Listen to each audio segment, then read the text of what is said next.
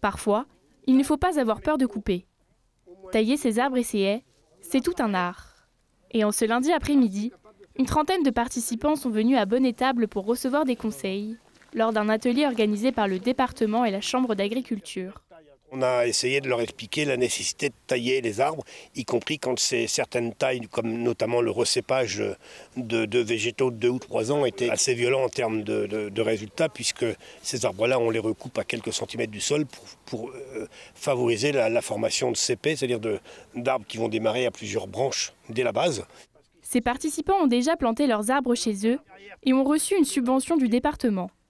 C'est le cas de Christian, qui a planté sa haie champêtre il y a 1 an et demi et qui vient désormais apprendre à l'entretenir. Le fait de savoir comment faire le recépage aussi, donc les tailles de auger aussi, ça c'est des choses très intéressantes concernant la haie champêtre.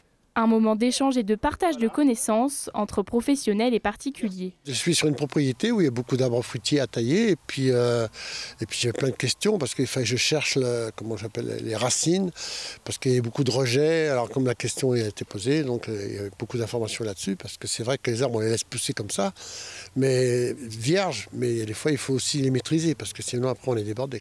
Cet atelier est l'arbre qui cache la forêt. Depuis 2019, le département a accompagné la plantation de 192 km de haies.